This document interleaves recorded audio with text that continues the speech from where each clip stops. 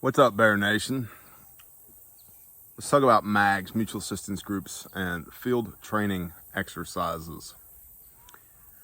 So for us, our group, one could say, and it would be accurate, that we have a faith-based group. Everybody here, basically, theologically speaking, believes the same and acts the same, and it's one of the things that allows us to go deep as a crew, because we don't have to argue about what truth is and what truth isn't. But this video is not about that. It's not about our faith or our biblical beliefs or whatever.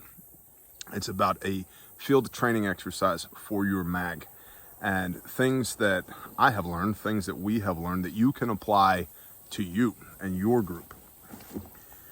So we are, it is the eve of the Feast of Tabernacles right now for us. And if you're remotely interested in that, you can read Leviticus 23 or research it on the internet. Feast of Tabernacles, aka Sukkot, S-U-K-K-O-T. And if you're not, that's okay.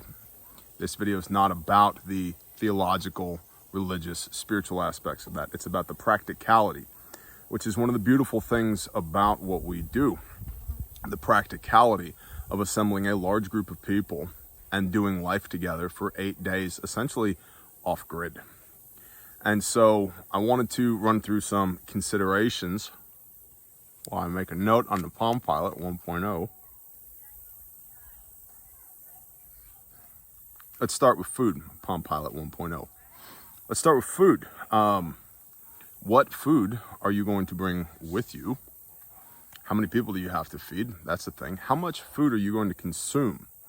Let's say for you, maybe you can't find 8 days, but you can find a 3-day weekend, Memorial Day, Labor Day, whatever. Or 3 days in the middle of the week where you and your crew are going to go to a national park or a piece of woods that somebody owns or whatever and go do the things together. How many people are you going to have? You want to know how many people, sorry, sun's my eyes. You want to know how many people because you need a head count for security reasons, but also for logistical reasons. How many people do we have to feed? That's going to back into how much food do you need. The way that we do it is each household is responsible for a meal. Cradle to the grave, preparation, acquiring the provisions, cooking the meal, serving the meal, cleaning up after the meal. But we also have done it and typically do it in years past. And it devolves, frankly, into this situation as well, where one or two people kind of function as the camp cook. Who is that? Do they have what they need to do that job? We use propane double burners, but we can also cook on firewood, and we do whole animals. And, charcoal grills and all that. So what do you need to prepare food? What fuel do you need for those things? Do you have propane tanks? Are they full? How long does a propane tank last cooking for X number of people in your group? This is real data that only you can gather by going and doing these things. And then how are you going to serve all of it? Does everybody have a mess kit? It's not really sexy, but you need a way to serve food. Everybody needs a spork or a spoon and a plate and maybe a bowl and a cup. Doesn't seem like that big of a deal. It's kind of a big deal, especially if you're all gonna bug out to the wilderness together. If you've only got 1 spoon and 3 plates and there's 20 of you, what are you gonna do, right? Next is water. How much water do you need? And if you're new to this, having access to a garden hose is a great starter, right? That you're not on grid per se, but having running water is good to go. Or set up by a creek or a stream that's running and pull water out of that and then purify it. Do you have a way to filter, to purify, to treat that water and keep track of how much water are you using? I talked a little bit about replenishment, but yeah, where are you going to replenish your water from? Because you can haul water in, but at some point water's heavy and it's bulky. At some point you're going to use all the water you have. Especially if we factor in sanitation. Where's everybody going to poo? Where's everybody going to pee? You can dig cat holes in the woods, and you should know how to do that. But if you've got, we'll just continue with the number 20. If you've got 20 people in your crew, and everybody's using the bathroom a couple times a day, or let's just say once a day, at some point, you're going to have to break camp and move because you're now surrounded by cat holes. You could also dig a latrine. You can find a tree that is fallen over thusly, that's just the right height for you to put your butt cheeks on and do your business by hanging them over the back end. It's a popular method. But considerations. Now, after you use the restroom or the woods, how are you going to clean your hands, right? Because we're touching things constantly with these hands, and if they're dirty, that's a problem. So you want to think about that as well. Also, keeping your butt clean. How are you going to shower? How are you going to wash your dirty body? Dude wipes will go a pretty good way to maintain that, but after a certain length of time, a shower or a bath just rocks. And so those are things you want to think about as well.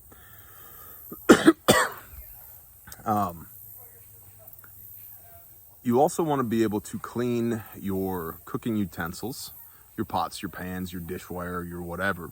And a pretty good method for this is the 3-tub method. Wash, sanitize, wash, rinse. And you can Google that, research that, the 3-tub method.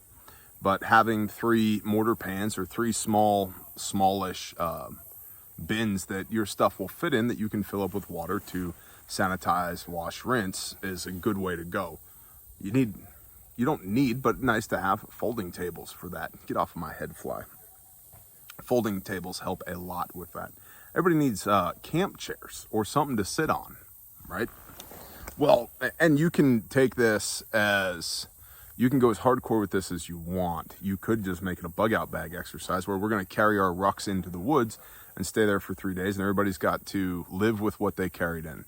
A good method for this is go to a state park where you can park all your vehicles, and Pastor Joe Fox at Viking Preparedness talks about this on his Patreon channel, so give credit where credit is due. Park your vehicle, a mile away from where you're going to set up, and fill your vehicle with all the things that you think you might need. And then, if you find that you do need something, you can do the walk of shame back to your vehicle, grab what you need, and then come back again.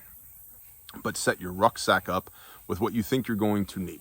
And then have your, basically your parachute, your emergency stuff in the truck or the car that you can walk up to and get if you end up needing it. We need a breeze to blow all these flies away. Next, shelter. Tents and tent stuff. Tarps are also really good. A tarp to go under your tent, a tarp to go above your tent, because most tents, even if they do come with a rain fly, the rain fly is not great.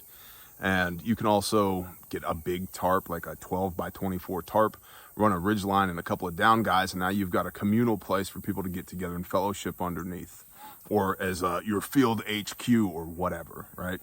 So tarps and tents, and then tent stuff. And when I say tent stuff, sleeping pads, ground pads, wool blankets, maybe a pillow, sleeping bags.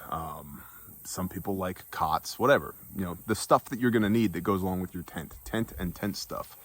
And again, depending on how hardcore you go, maybe you are going to make an improvised bushcraft shelter. Cool. Go on with your bad self.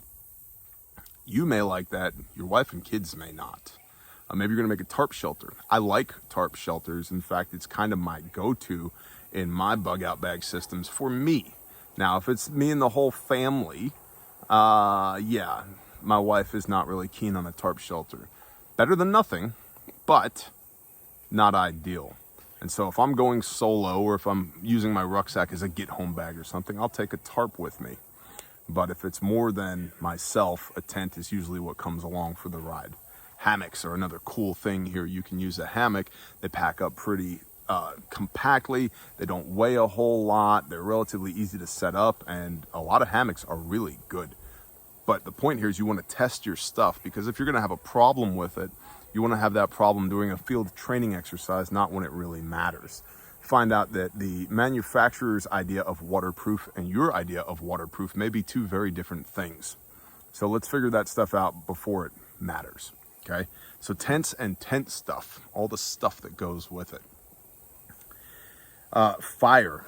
Can you build a fire? Can you feed a fire? Can you process wood to feed the fire? Can you do it in such a way that is safe, that we don't have to bust out the first aid kit because somebody cut their finger open or slammed an axe into their shin or whatever, right? And it takes a lot of wood to keep a fire fed for 3 days in this particular scenario. 8 days for us. We will burn probably 2 cords of wood. And don't start with me on what a rick is, because a rick is not defined. It's anywhere between a half cord and a face cord depending on who you talk to, what part of the country you're from. But a cord is a 4 foot wide, 8 foot long, 4 foot high pile of wood. It's 128 cubic feet. It's a universal unit of measure for firewood. And we will burn 2 cords, very likely, over the course of 8 days, just keeping our fire fed. And we'll have a blast doing it as well. So can you build fire? Can you cook with fire? Can you purify water with that fire? That cool stainless steel water bottle you got, turns out it's a double wall, which means it's insulated, which means it's incredibly hard to boil water and should have been a single wall, right? Make these mistakes now while you have the opportunity to learn from them, not succumb to them when the world ends, man. Security. Who's going to pull security? Again, it's a field training exercise. How many people do you have? Do you have a dedicated security force? Or do you need to roll normal people? And we're all normal. You need to roll normal people in and out of the watch schedule. Do you have a watch schedule put together? Who's on night watch? Because we need to have at least 1 person or 2 people or 4 people or 12 people up at night, making sure that nobody's going to mess with us. And then out in the woods, it may be a stray hiker. It might be a meth head looking for an easy target. It might be a bobcat, who knows? But somebody's got to be on watch. So who pulls security, and what are your SOPs for that? Does everybody carry? You should be carrying a pistol anyway. But are we going to walk around with our rifles? And if so, are they going to be chambered? Are magazines going to be in? Do we trust each other well enough in order to be able to do that? Or do we have questions about Bob over there? I really don't know if I like the idea of Bob walking around with a loaded rifle. Well, Bob's in your MAG, your mutual assistance group. You might want to square that away now. See what I mean?